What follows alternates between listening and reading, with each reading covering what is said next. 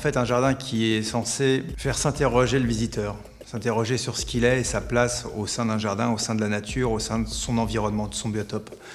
On y arrive par un mur de parpaing qui peut être un peu choquant pour certains, et c'est un peu l'intention, c'est-à-dire que j'ai envie de montrer ce qu'on sait faire de laid en tant qu'humain, et toute cette laideur dont on s'est entouré et qu'on aurait peut-être pu éviter. D'ailleurs, notre regard passe à travers le mur qui a été brisé. Ça évoque le fait qu'on a cassé le mur, on a des débris au pied et on voit au travers. Au travers, on voit d'ailleurs un arbre qui a été scié, abattu, qui a l'air mort, mais plus on s'en rapproche et plus on se rend compte qu'il ne l'est pas.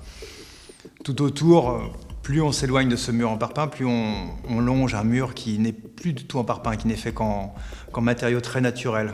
On est avec des matériaux qui viennent de la récupération du domaine. Toute une structure en osier que j'ai récoltée moi-même dans mon propre jardin, de l'argile qui vient de travaux faits par un ami, et de la paille qui vient de chez mon voisin.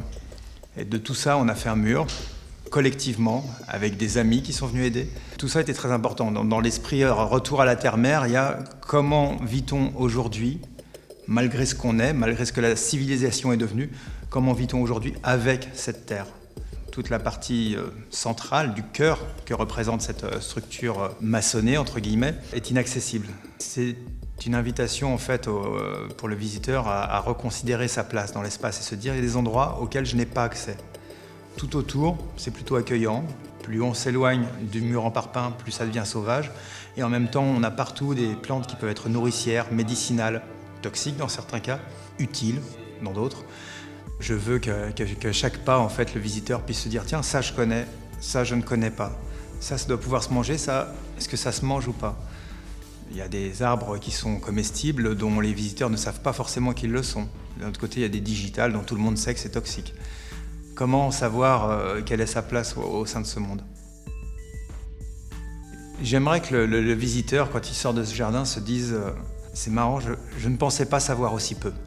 Je viens de passer un moment en reconnexion avec mon environnement, avec une nature dont je n'imagine pas qu'elle peut être si diverse d'une certaine manière, mais qu'il reconsidère un petit peu sa place par rapport à tout ça et se dire bon bah effectivement mon environnement je ne le connais pas et j'ai quelque chose à en tirer probablement.